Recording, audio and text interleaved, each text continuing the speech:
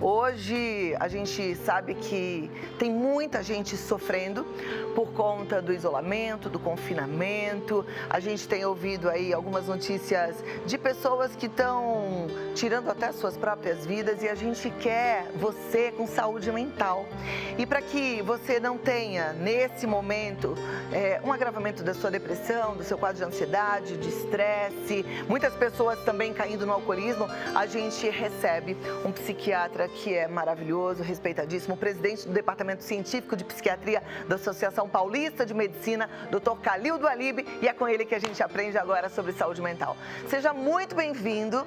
Sabe que eu gosto muito de te receber, para mim é uma honra poder aprender contigo e ajudar a turma também em relação a essas questões. Prazer. Vou te convidar para sentar aqui no sofá, doutor. A gente mantém o distanciamento, mas muito obrigada por estar aqui presencialmente para a gente bater esse papo. Obrigado a você, Cláudia, pelo convite. É um assunto que é extremamente importante para a gente poder conversar. O confinamento traz prejuízos, né? Isso é indiscutível. Sem dúvida. O confinamento mexeu absolutamente com toda a nossa vida, né? Mexeu com a rotina de todos nós, mexeu com toda a estruturação que nós fazemos da vida. E veja, para quem já tinha um quadro de ansiedade ou de depressão ou de insônia, isso agravou muito. Para quem nunca teve, passou a desencadear muitas inseguranças também. E para quem teve e estava relativamente controlado, tem uma chance maior de descontrole. Poucas pessoas conseguiram realmente se reorganizar nessa parada.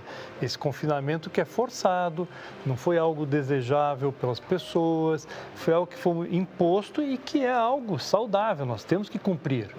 Mas nós temos que também organizar nossa saúde mental dentro disso, nos organizarmos para não perder nem o controle do que a gente está fazendo, mas também estabelecer rotinas que nos permitam nos manter saudáveis mentalmente. A gente tem conversado bastante sobre essa questão de manter a rotina, de fazer um cronograma de atividades. O fato é que eu tenho conversado com muita gente e as pessoas falam assim, eu ouço, acho bonito, mas na verdade eu não consigo colocar em prática. Porque parece que o confinamento também traz uma inércia, né? As pessoas ficam em casa, elas trabalham home office, mas é difícil sair dessa inércia, dessa sensação de tristeza mesmo. É bem difícil mesmo, não é nada fácil.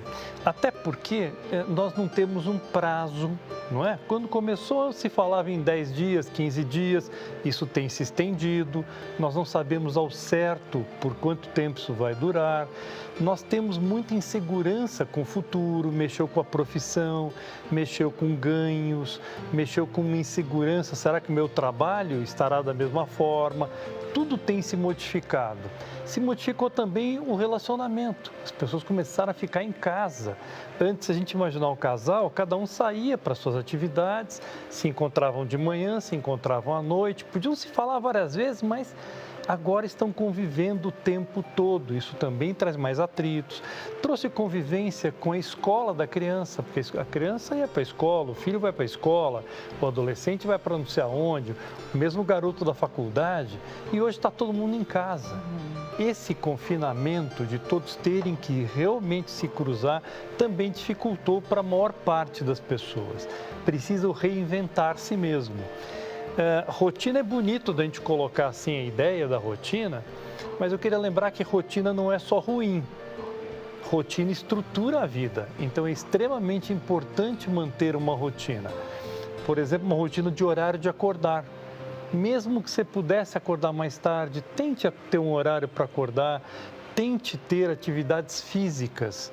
É claro que a academia está fechada, é claro que é mais difícil fazer em casa, mas hoje a internet trouxe um ganho fantástico. Outro dia eu estava assistindo um vídeo de um senhor de 80 anos dizendo como é que ele fazia atividade física em casa, empurrava uma cadeira, sentava, levantava, carregava a cadeira. Então, mesmo pequenas coisas, mas manter-se ativo fisicamente. Muitas pessoas conseguem sair para fazer alguma atividade ao ar livre, evitando aglomeração, protegidos, mas tudo isso é possível de se estruturar e manter-se com agora. Nós vamos ter tempo para algumas coisas que a gente sempre reclama que não tem tempo. Então, talvez agora a gente tenha tempo para fazer um curso. Veja quantas empresas e universidades disponibilizaram cursos. Veja quanta coisa a gente pode aprender de novo, aprender e fazer estimulações novas para a gente. Outro dia eu estava com um paciente me dizendo que ele começou a aprender canto. É algo que eu não imaginava, como é que alguém poderia aprender canto. E canto à distância, né? Isso, à distância. Mas ele estava lá, aulas então de meditação, mudar um pouco a vida, redimensionar a vida para coisas que sejam importantes para você. Então, você vai ter a chance nesta pandemia de procurar aquilo que é importante para você. Isto é uma coisa fantástica. E esse será um ganho para sempre. Sabe, nós estamos tendo a chance de redimensionar a vida, de poder escolher coisas que a gente possa fazer por muito tempo na vida da gente. Então, esse é um ganho fantástico. Agora, tem um custo. O custo é que nós estamos mais isolados. Agora, eu queria chamar a atenção, o isolamento ele precisa ser físico. Como nós estamos aqui distantes, ou desse afastamento, às vezes, das pessoas que a gente gosta, mas não pode ser um afastamento emocional.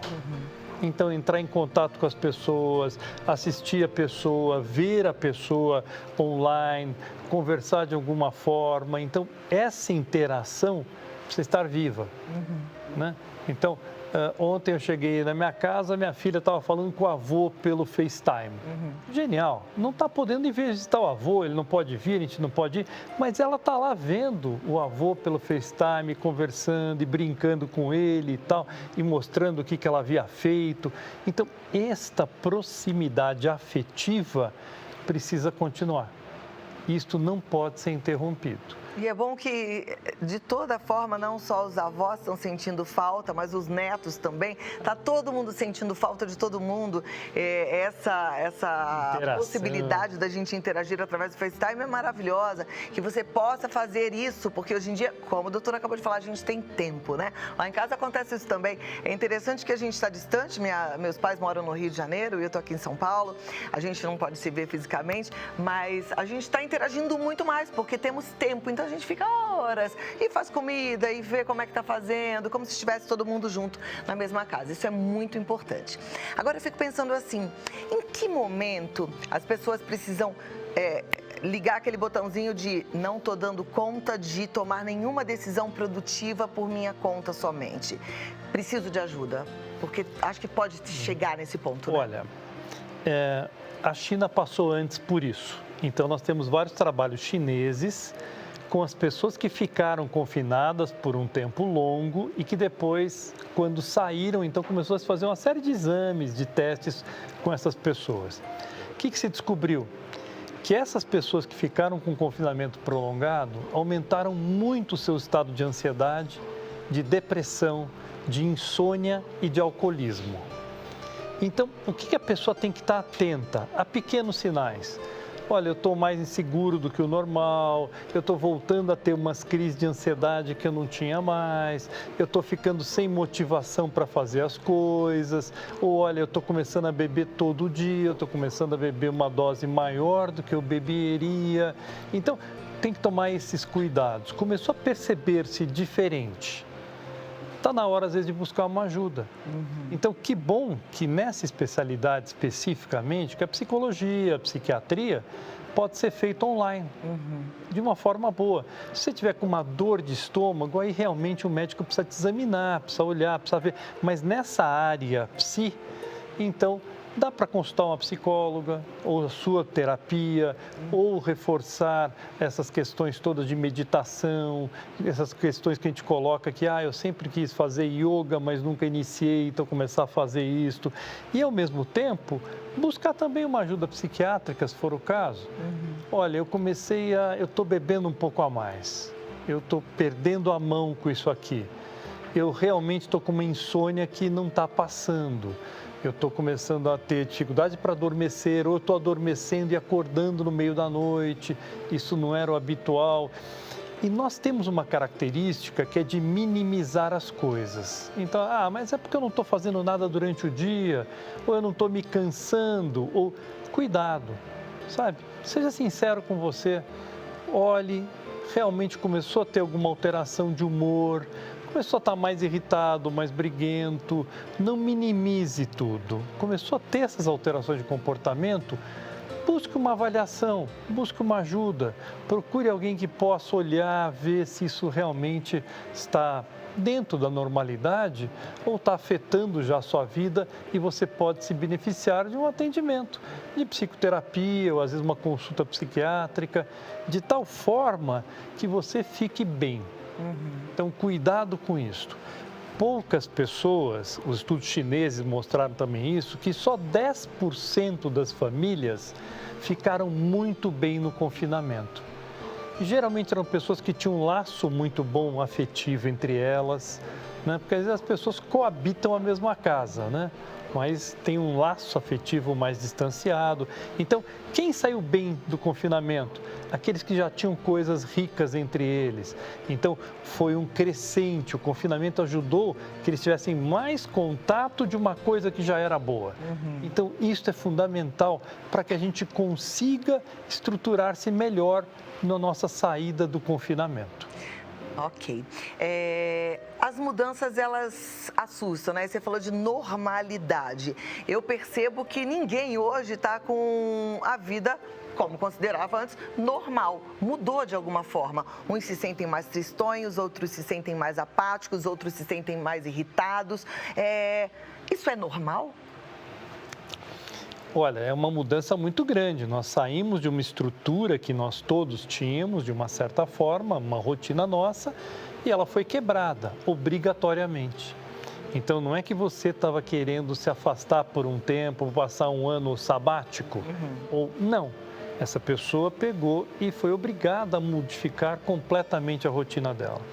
Então, talvez, o que a gente poderia pensar é que a normalidade, nós não é uma reta, ela flutua. Tem dias que nós estamos melhores, piores, né? Então, não é estar igual todo dia. Tem dia que nós estamos mais irritados, tem dia que nós não estamos tão bem assim, mas a gente recupera depois de um dia, depois de 2 dias. Essa flutuação do nosso humor, do nosso desempenho, da nossa energia, ela é comum a todos. O que acontece é quando isso começa a durar mais tempo. Então, e quando eu começo também a ter sintomas físicos. Então, por exemplo, eu comecei a ficar com sintomas de angústia. Aperto o peito, dispara coração, tenho sudorese, eu começo a ter um certo mal-estar. Hoje me ligou uma pessoa que dizia, puxa, eu estou sufocado, achei que eu estava com um sintoma e a minha médica disse, não, você não está com nada pulmonar. Eu fui na médica para examinar, fez uma tomografia. Não, é a ansiedade que está causando isto. Então, nós temos que tomar esses cuidados quando começamos a ter sintomas físicos. Ou começa a alterar nosso sono. Comecei a ter alterações de sono. Opa, é um sinal de alerta. Eu estou começando a ficar irritado com tudo, mesmo com pequenas coisas. Coisas que antes eu relevaria, coisas antes que eu poderia passar por isto. Então, pequenos sinais de alerta que a gente tem que tomar esse cuidado e isso tem que nos levar a buscar uma ajuda. Perfeito. Quem já estava em tratamento, então, precisa continuar com seus tratamentos, né? Esse é um outro cuidado muito importante, Cláudia, porque às vezes as pessoas também não estão indo buscar remédio. Cuidado com isso. Não pode parar o tratamento se já estiver em curso. Não pode deixar acabar a medicação. Essas medicações controladas, elas precisam que você tenha uma prescrição médica. Então, cuidado com isso. Às vezes a gente não quer sair, mas a gente consegue alguma forma, alguém vai buscar, a gente disponibiliza alguma forma, porque não pode parar o tratamento que vinha ocorrendo. Porque manter-se bem é básico para superar essa situação. Se você não estiver bem, fica muito difícil sair dessa situação delicada que nós todos estamos passando. Perfeito. Eu vou abrir espaço para você que está em casa participar, porque eu sei que você ama esse momento. Doutor Calil veio tão gentilmente, né? E aí abre essa possibilidade. Participa, mas assim, participa mesmo de coração aberto, como se você estivesse aqui. Hora de você até contar um pouquinho do que você está vivendo, compartilhar a sua história. Quem sabe você dá uma ideia nova para alguém, ou quem sabe você dá uma desafogada aí naquilo que está te machucando, certo? Eu estava pensando aqui, né? Você falou ainda há pouco dos relacionamentos conjugais, marido e mulher, né? Antes a gente encontrava de manhã, às vezes só de manhã e à noite, tinha gente que almoçava junto, mas enfim. Mas com coisas para contar, né? Com lugares que a gente foi, com um bate-papo com um amigo do trabalho. Hoje não, é todo mundo ali, quer dizer, chega uma hora que não tem mais assunto, né? Ainda bem que eu jogo meu buraquinho com meu marido, que a gente fica ali, joga carta, gostoso. E com a família também, a gente resgatou um monte de jogos legais. Isso também faz diferença. É bom a gente voltar pro jogo de tabuleiro. Eu estava lendo outro dia que as peças de quebra-cabeça, os jogos de quebra-cabeça estão esgotados. Olha, uma boa. As famílias estão montando quebra-cabeças grandes em casa. Então, coisa que a gente fazia há muitos anos atrás. Ou jogo de cartas. Que coisa boa, né? É gostoso. A interação. Eu acho ótimo. E essa interação, a gente vai ali brincando e acaba conversando sobre um monte de outras coisas também, né? Rende assunto. Vamos lá para a tela, a gente já tem algumas participações. A primeira delas é da Edna Navarro. Gostaria de saber como faço para acabar com essa ansiedade, angústia e depressão por conta da pandemia. Pois fico triste, não consigo ver minhas netinhas, Antonella e Júlia. O que fazer? Tristeza e depressão são coisas diferentes, né? Então vamos só voltar a esclarecer isso. Nós todos estamos tristes com esse isolamento, né? Mas tristeza é algo passageiro, é algo que geralmente tem uma razão de ser. Depressão nem sempre. Depressão é algo que vem, que fica, que tira esperança. Então tem que tomar esse cuidado, são coisas diferentes, de profundidade diferentes, né? Então a gente usa a depressão como uma coisa muito ampla, cuidado. Então, acho que você está triste, eu também estou, nós estamos tristes de não podemos conviver com as pessoas. Até aí, nós temos que desenvolver formas de estar em contato.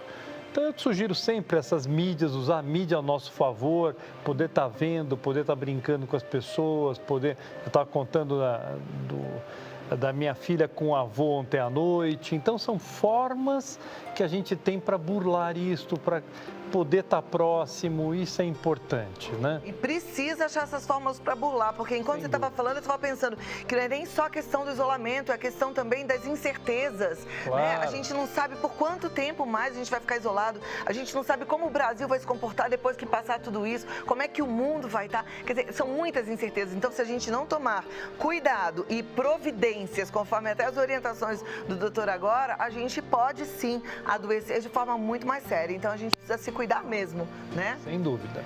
Próxima pergunta, então, é da Quitéria da Conceição Ferreira. Ela diz, tenho 33 anos e há 5 meses atrás minha mãe faleceu. Então, desde então, estou com muitas crises de ansiedade, estou com muita falta de ar. Posso estar com depressão ou só um momento em que estou vivendo? O que posso fazer para melhorar? Olha, perder alguém é sempre muito impactante na vida da gente, né? Você não contou as condições disto, né? Não sei a idade da sua mãe, nem a sua idade, nem o que estava acontecendo. Ela tem 33 anos, ela diz. Tá. Às vezes, quando a gente perde alguém, a gente sente como se arrancasse um pedaço de nós, né? É da vida, né? Infelizmente, mas é da vida. Esse luto que a gente sente é uma coisa impactante, mas ele passará com o tempo, com a boa lembrança, sabe? Às vezes não sei o que a sua mãe teve, ela poderia estar sofrendo com algumas coisas, então às vezes a pessoa descansa de um sofrimento, então a gente precisa às vezes parar de pensar só na gente, mas pensar também na outra pessoa que se foi. Então às vezes a pessoa estava se tratando há muito tempo de uma doença muito grave, então a gente tem que levar em conta vários fatores para pensar isso. Agora, fique com a boa lembrança. Que bom que você pôde conviver tantos anos com a sua mãe, né? Deve ter muita história boa, deve ter muita coisa, muita lembrança. E as pessoas que vão ficam dentro da gente, né? Então elas se vão fisicamente, mas a gente está lá, a gente lembra, a gente rememora as coisas boas e mantém isso vivo. E nós estamos vivos, vamos retomar a nossa vida, vamos fazer as coisas. Até que eu fico sempre pensando que se a pessoa estivesse aqui, ela não gostaria de nos ver não estando bem. Tristonhos, né? Ela diz que está com muita falta de ar, crise de ansiedade e quer saber se ela pode estar com depressão. Tem algum limiar para definir que isso pode ser uma depressão? A depressão é um transtorno do humor. O humor está para baixo, você está sem energia, sem prazer em nada. Isso é depressão. Esses sintomas físicos geralmente estão ligados com ansiedade. Então, a cabeça que não para, a angústia, o aperto no peito, a taquicardia, sudorese, isso são sintomas físicos que estão mais ligados com angústia, com ansiedade. A medicação ajuda muito isso, realmente ajuda muito. Então, a gente está com muita falta, a gente vai passar por um processo psicológico, né, desse luto, mas às vezes a gente pode ter uma ajuda para não sentir tudo isso, para poder relaxar um pouco, dormir um pouco melhor, tirar esses sintomas físicos. Os remédios são muito bons. O que não pode é só tomar remédio, isso é muito pobre. Só tomar o remédio é muito pobre para isso, né, Cláudia? Então, o remédio ajuda muito, mas seria muito importante também buscar, às vezes, um apoio psicoterápico, poder ter alguém para conversar, poder dividir isso, às vezes, com irmãos, com pessoas próximas, com nossos familiares, outros próximos também. Então, essa proximidade é importante e o remédio tem um pedaço que pode ajudar. E eu vou complementar uma coisa que eu aprendi contigo, toda vez que você vem aqui, você fala que o exercício físico, mesmo nessa fase de isolamento, tem que fazer tomando remédio, psicoterapia, exercício físico pelo menos 5 vezes por semana, né? A gente fala muito da atividade física porque a gente descobriu que a atividade física produz endorfina. E endorfina é fantástico para a melhora do humor. Então, se puder fazer atividade física, o ideal seriam 30, 40 minutos, pelo menos 4 a 5 vezes por semana, porque essa endorfina não dura, então tem que ser 4, 5 vezes por semana.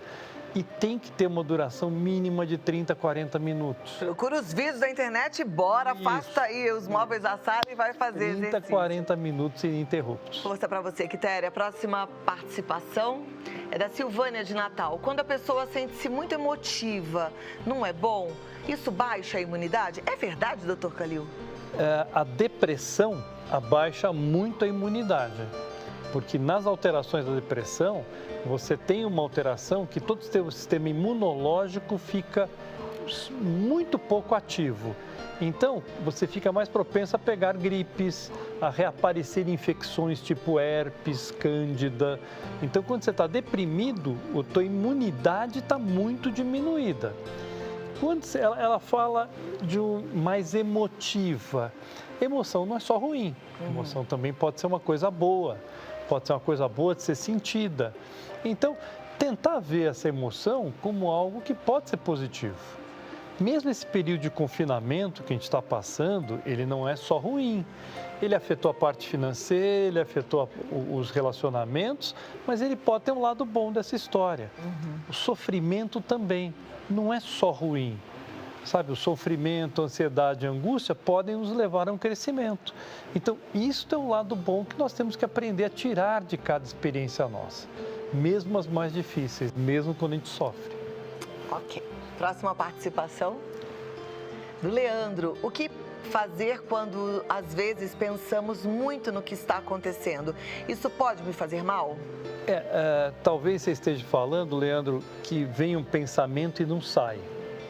Então, você fica com aquilo na cabeça o tempo todo. A cabeça não para pensando naquilo. Então, se isso acontecer, é algo que vem para um lado quase que de um pensamento que invadiu o nosso pensamento e toma conta e fica, e volta e fica. Aí sim, eu acho que vale a pena buscar uma ajuda, porque a gente não consegue simplesmente dizer, olha, eu vou desligar do mundo e acabou, ou não pensarei nisto, a gente não consegue.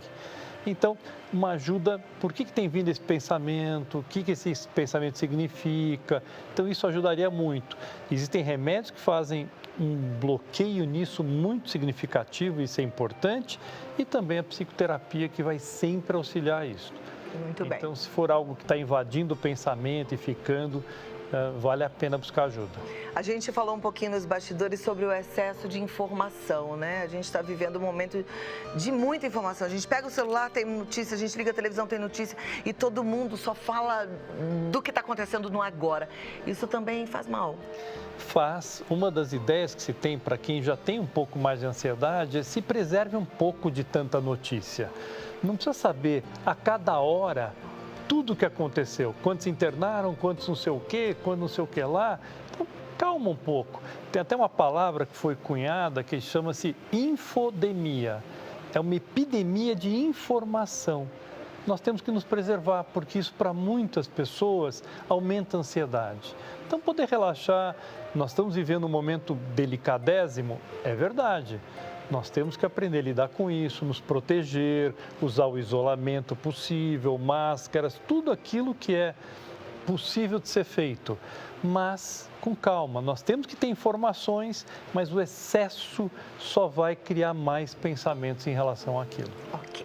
Próxima participação na tela, do Denis, de Extrema, Minas Gerais. A insônia e a ansiedade está comigo, infelizmente, nessa pandemia. O que fazer para conseguir controlar um pouco nesse momento?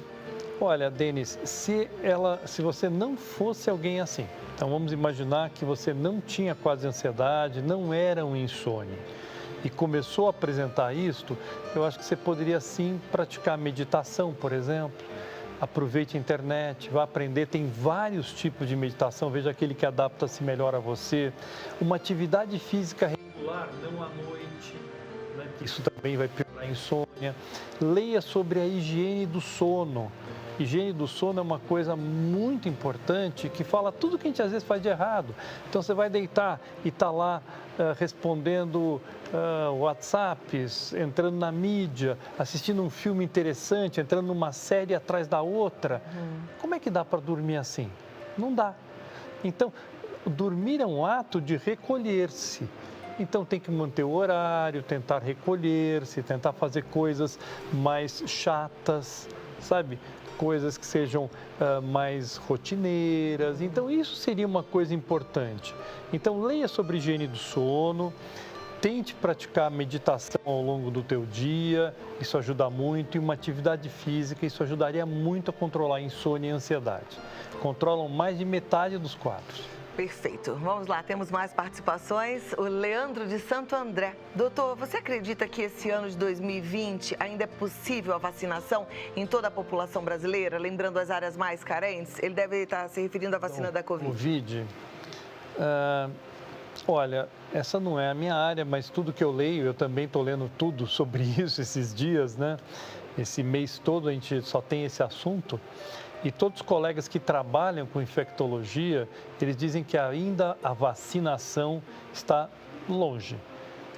Os mais otimistas falam em um ano e pouco para a vacinação, para a vacina estar comprovada, testada, em uso pela população geral. Então, provavelmente, nós vamos ter esse período mais delicado dessa pandemia, que é esse primeiro semestre, mas o segundo semestre ele ainda será um semestre de muitos cuidados. A vacina deve ainda demorar um ano e meio. Foi essa conversa que eu tive ontem com o hematologista do Hospital Albert Einstein, ele estava falando exatamente isso, que quando acabar essa fase do isolamento, a gente vai precisar continuar com muitos cuidados e mantendo ainda um distanciamento social, quer dizer, com hábitos realmente diferentes do que a gente tinha até que saia essa vacina. E ele até falou, ele acredita em 1 ano e meio, 2 anos, a gente vai ter que ter paciência, né? E resiliência. Como você disse que está lendo bastante sobre o assunto, tem alguma informação interessante, alguma coisa que possa trazer para a gente aí um pouco de ânimo? Olha, várias notícias interessantes. Uma delas é que se detecta que pelo menos 80% da população dos países mais acometidos, então a China, a Itália, a Espanha, estão positivos para o Covid. 80% da população. Só que quem adoeceu gravemente é um percentil muito pequeno. Então, que bom que nós estamos conhecendo muito mais sobre o vírus, os tipos diferentes de vírus e toda a possibilidade de tratamento que melhorou muito. Há uma certa previsão que dentro em breve o tratamento poderá ser muito mais na sua casa do que na internação. Só internaria o caso que seria muito grave, que felizmente é uma parcela bem pequena da população. Então temos que nos manter bem, temos que estar com um sistema imunológico bom, nós temos que estar ativos e isso é fundamental para o nosso bem-estar psíquico, auxiliando o nosso bem-estar físico. É isso aí.